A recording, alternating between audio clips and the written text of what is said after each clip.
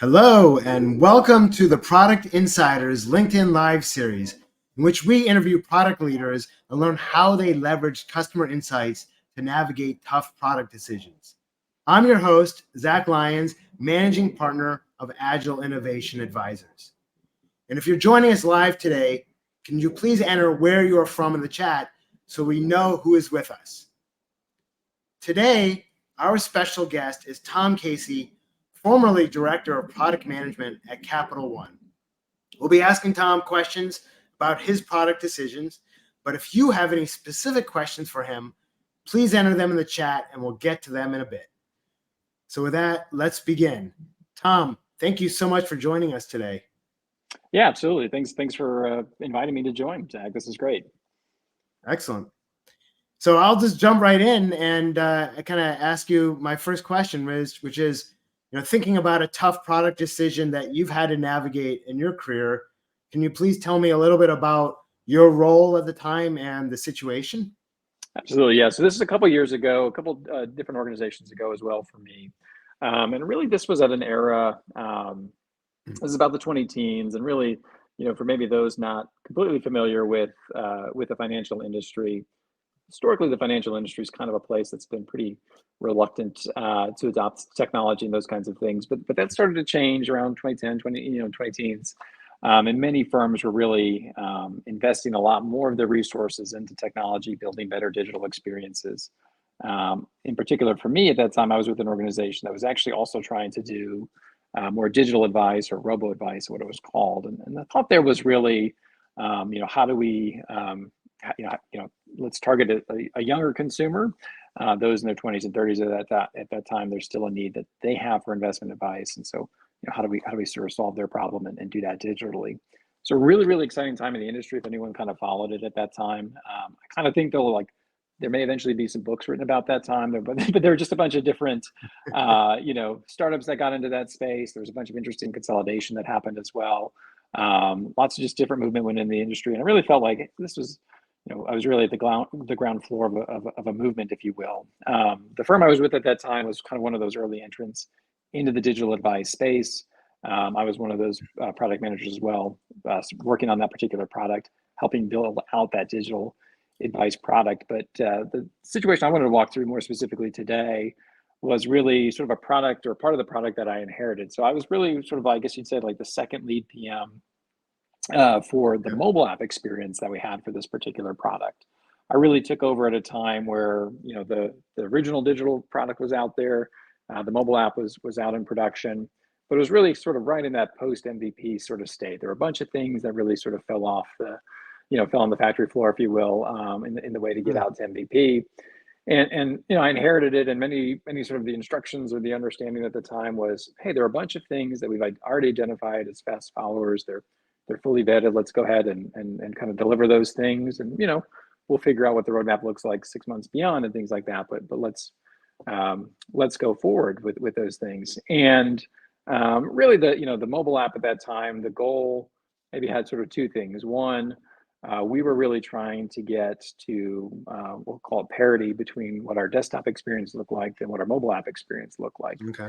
And strategically, the firm was really looking at the mobile app as a way to really help promote the digital product as a whole. We wanted to be much more visible in things like the App Store and really have that be sort of an acquisition channel for us as well. And so the challenge that we were facing at that time though was there weren't a lot of great features, and one of the challenges really was we're not seeing a lot of adoption. We're not seeing a lot of our customers actually download the app, and even if they had downloaded it, they weren't necessarily actively using it the way we thought or intended that they would. And so that sort of started shifting my attention to figuring out how do we actually solve that particular problem.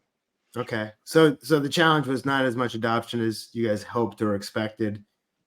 So not even downloads, like it wasn't people downloading and just not using it. It was just people weren't even downloading the app. Yeah, exactly. And so we thought, okay, well, hey, let's, we can probably solve the download thing. And maybe there's, once it's downloaded, it's there. And really, I think kind of over time, we found both of those things were pretty problematic for us, to be totally honest, as well. And so, we sort of took a step back and really started to leverage some of the insight that that we had at our at our disposal. And so we try to do different customer insight. We did have existing customers, and so we were able to interview them. I was at a large organization that had a bunch of different customer facing associates who were able to talk to them to see what they were hearing. Mm-hmm.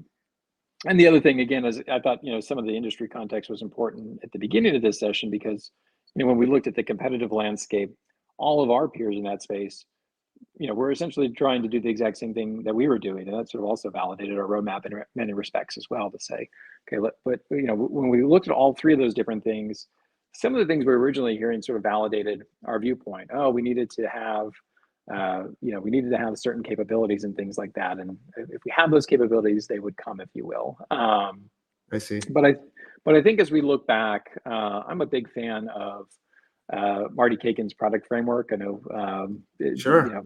Most people are probably familiar with him. I think he's kind of written the book and inspired so many product managers, right? But Right. when I look back and say, I think we were really, as we were going through the 4 different product risks, I think we were very oriented around solving for usability risk, feasibility risk, viability risk, all of those things. I think the value risk was probably the one that we didn't completely hone in on and things like that. And so, as we sort of matured in our journey there, I think one of the things we sort of started to ask ourselves is like, what is the value prop of this particular, mobile app? Like, what would we tell the customer? How would we talk about it to them? And I think, we sort of had a little bit of a light bulb moment. We asked ourselves that same question, say, what's in it for me as a customer, right? The WIFM, right? That we should always kind of ask ourselves in many respects, right? Like, how would you talk to a customer about this, and will they, does that actually resonate with you as a consumer, right? Let alone your customers. And I think really over time we thought that was a really kind of tough conversation to have if you're trying to convince someone to download the app and use it. And ultimately, we ended up making a decision to shut down the app. So I can talk a little bit more about how we did that. But that ultimately became a little bit of a tough decision for us, for sure. Well, let me ask you this. So you said you went out and talked to customers. Did you do those interviews, or did you have someone else to? Oh, you did them. Okay. Yeah, I mean, we had a larger team. We had definitely really a cross-functional team of teammates doing those things, right? So we had our marketing, we had some of our tech partners in those interviews as well. We even hired some outside researchers as well to kind of help do some validation for us. But I think all along, we got a lot of insight, but I think it's still ultimately, as we kind of saw through it, is that it didn't make sense to continue to have sort of a standalone app just for this particular product. Okay. And I'm curious, so like, helping just maybe dig in a little bit, was there any nuggets or anything that you found from those discussions that helped you, or was it just hard to figure out sort of how to make this product valuable? Yeah, I mean, I think the funny thing was, I think ultimately a lot of our customers, what they were trying to do, the product that we had was really geared towards long-term investors and digital advice, right? And so the activity that our customers were really trying to do, if they were going to do anything with their account, quite frankly, we started referring to them as balance checkers, right? They wanted to log in and they wanted to see, how their account performed today in the market, or how it was doing towards their goal. They sometimes would have some transactional needs, right? Maybe they wanted to make a deposit, make withdrawal, those kinds of things.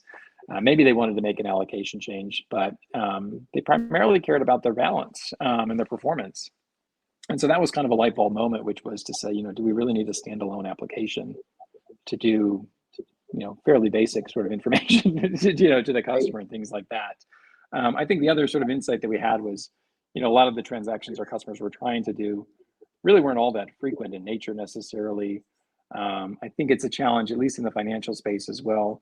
A lot of customers actually prefer to be a little bit more intentional about those transactions, which is probably a good thing for them, right? But it also feels much more consequential. And so even if they're trying to make a deposit, they kind of want to talk to somebody, right? They have a human advisor. They want to call into a call center. They want to talk to some sort of licensed representative as well, and just sort of validate what they're doing doesn't have a negative consequence to them. So almost in many respects, I think wasn't, you can solve a lot of those things digitally, but I think there was still sort of a human element that we were missing. But all of those two insights were still sort of led us to, then what are we doing here with this mobile application, right? And so, I don't think this is actually addressing the need for the customer.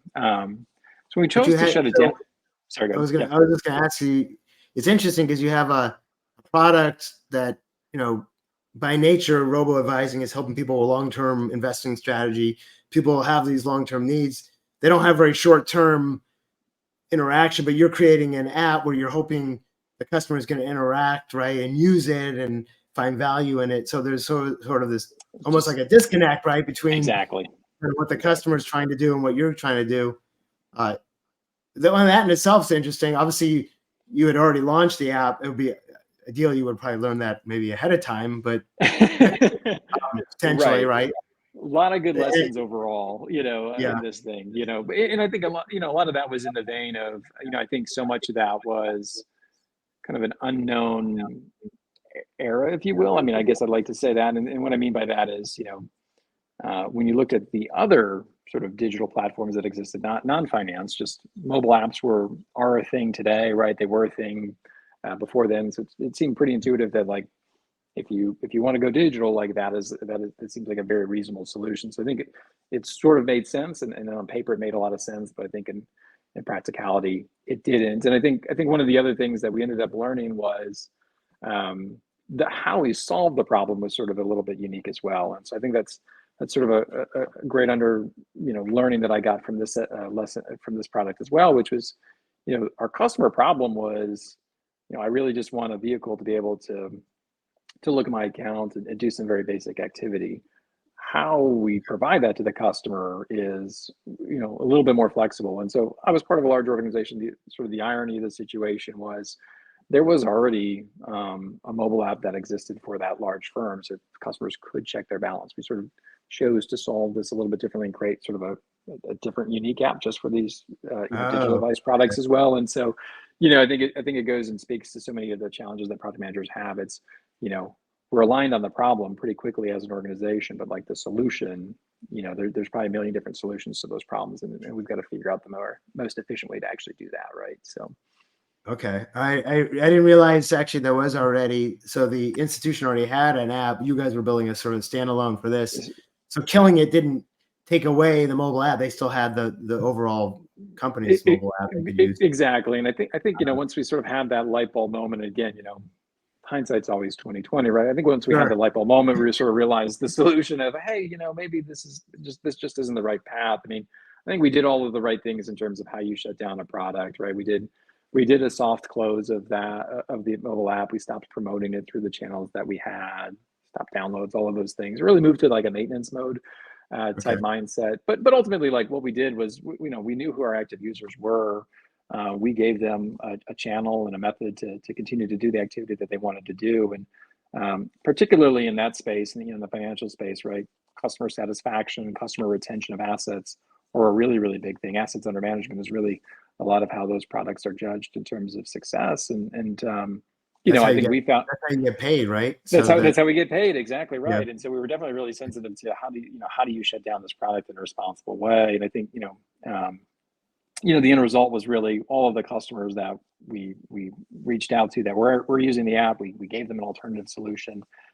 They ended up staying with us. They continued to be happy, and so I think we ultimately solved the problem. And so I think that's kind of the lesson that I continue to take away to this day, which is really, our job as product managers really to find the solution for the customers, right? And like the odds are we're probably not going to find it on the first time. I mean, maybe you are, right? But the reality is it's probably going to take a couple of different times to do that. And so find the solution that makes sense for your customers, and that's really how you win as a product manager, I think.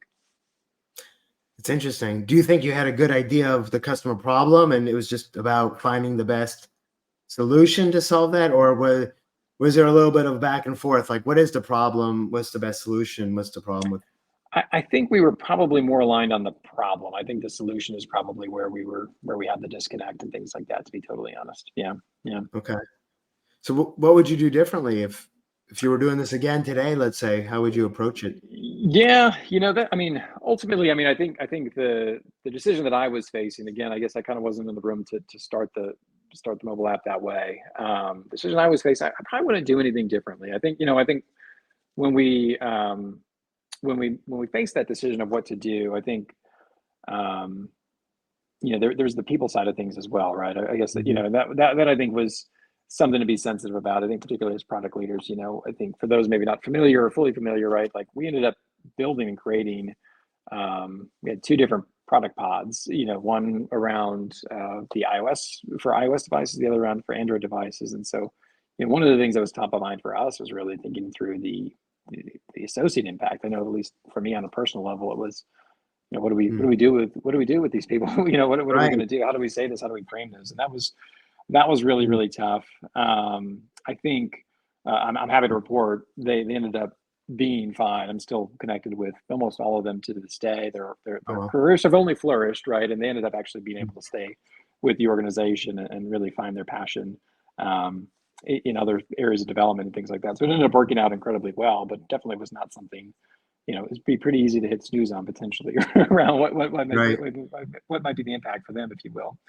Um, you know, but I think the other thing I think that you know, I was thinking through on this one was, you know, sort of admitting failure is pretty tough. You know, when you think about a lot of the things that we were doing for many, uh, really, I think from start to end here, probably was the culmination of about almost 2 years, right? And so when you look back and you think, gosh, how many quarters did we spend? How many days did we spend kind of thinking about this?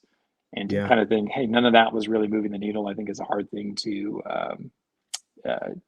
realize or to accept and things like that. There's a whole lot of emotions that come into play, but really glad I did that. I think the other thing um, that was wonderful that hopefully other people find too is I found it really difficult to tell my boss, right? Like, how do you actually approach the situation and say, hey, I think the thing that we're doing is maybe not working, right? That was a pretty big challenge, to be totally honest, as well.